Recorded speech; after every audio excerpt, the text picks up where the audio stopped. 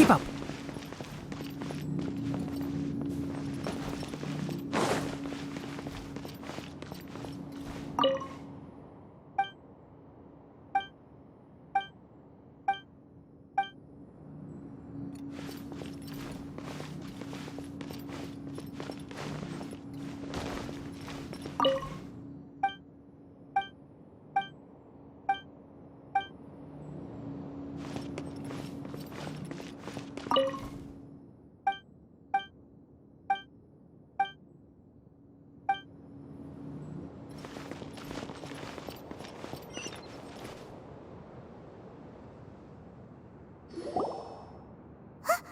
Look!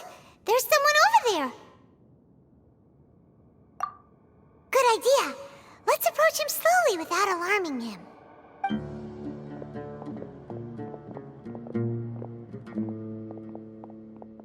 Wait.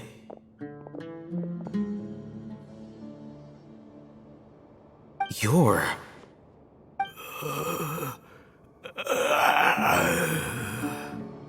He can't speak, and his eyes are unfocused. But he looks too young to be anyone's grandfather. Also, why is he the only one here? Didn't expect to see him here. You know him? He's Razak, a senior of mine at the Academia. He's a scholar too? Is he the kind that holes up in a forest and mumbles stuff about training? No. And that's the problem. Razak was never involved in any of those things. He never trained in the forest, let alone reach Satyavada life. Leaving that question aside for the moment, him being here alone means that we might be too late. Looks like they've already taken everyone away. For whatever reason, they left Razak here. Perhaps they simply didn't have time to come back for him. There are drag marks on the ground. They're clearer by the doorway. Someone was forcefully drawing a cart that was loaded with something heavy. Loaded with people? That is one possibility. It looks like they were in a hurry, as if they were afraid of being caught.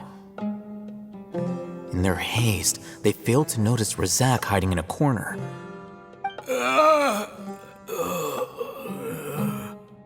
The symptoms are identical. Looks like we found living proof. Huh? Why do you say that? Allow me to jog your memory. Recall your time at Port Ormos. Don't you think his symptoms look familiar?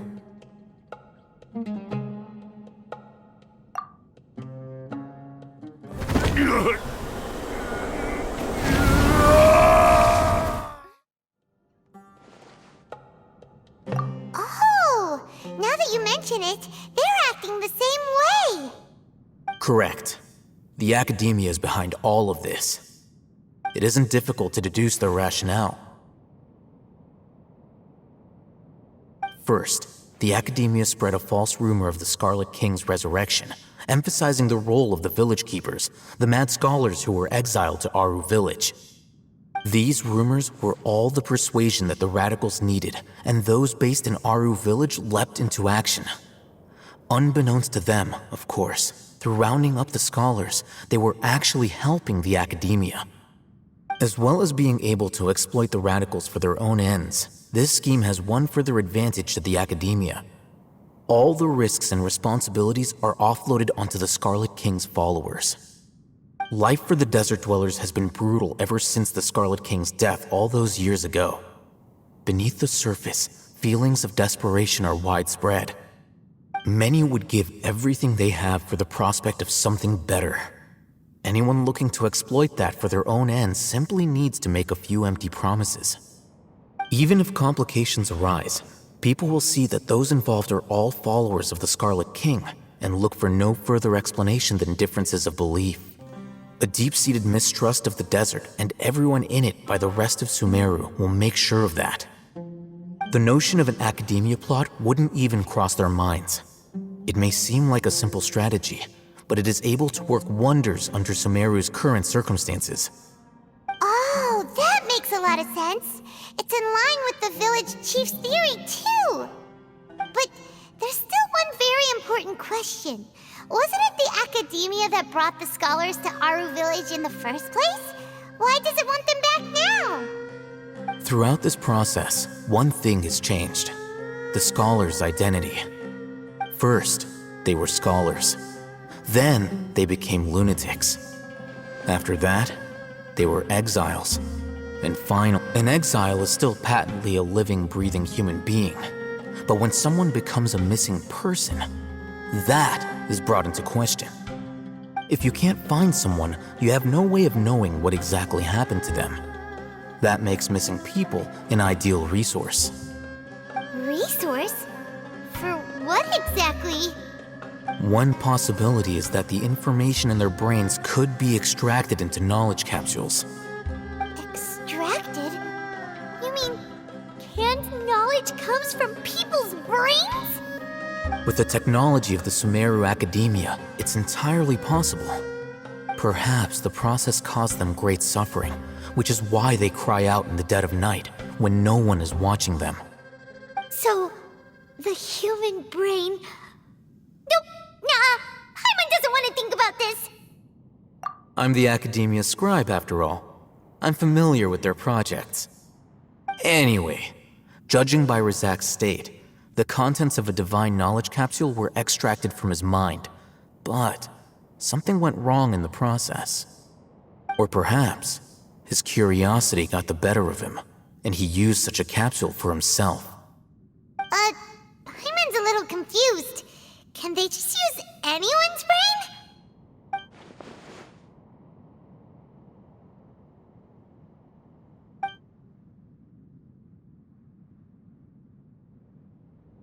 The look on your face tells me you've realized the answer.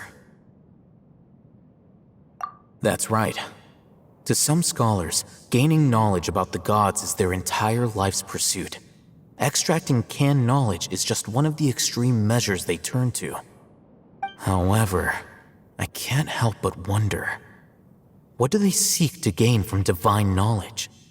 The Academia is going out of their way to look for forbidden knowledge, but what is their ultimate goal? I've spent quite some time trying to analyze the contents of the divine knowledge capsule, but to no avail. It seems like my way of thinking is too different from theirs. You mean you're not even slightly interested in getting your hands on this forbidden stuff? All scholars seek to expand the horizons of knowledge, but I'm not particularly interested in gods, so I don't share their degree of zealotry. Extracting information from people as if they were lifeless objects? If this is the direction of academic progress, then the Academia may as well shut its doors. Sounds like you're really against all this. Of course. The Academia's actions run contrary to their rules. Whether it be academics or knowledge, everything has its boundaries. If those lines are crossed, the rules and order that govern everything in the world will be destroyed. This matter needs to be corrected, just like fixing a typo in a book. Wait, didn't you step in to help because you felt sympathy for those poor people? Not to be callous, but no. My criteria are a little more restrictive than that. There is no shortage of suffering in Sumeru, and the same can be said for the rest of Teyvat as well. What do you plan to do about that? Save every last person? Probably not. Paimon's not sure. You can say that. Simply put, I don't blindly place my faith into strength or heroism. I do what I want. The divine knowledge capsule is something I want to investigate in full. That doesn't mean I'm willing to take action for the sake of a few strangers.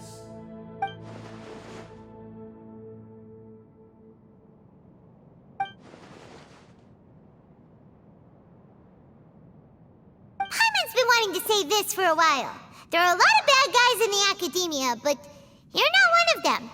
You're their weirdo. You're probably right. Though I must say, I quite enjoy this feeling of being the odd one out. Uniqueness is also an asset, is it not? Wow, that's a great way to think about it. Paimon's really impressed.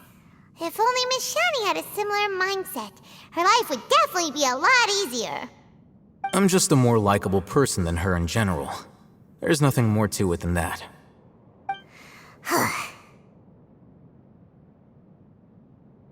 He won't last long if we leave him here. Let's take him with us. We'll work out our next step after we return to Aru Village.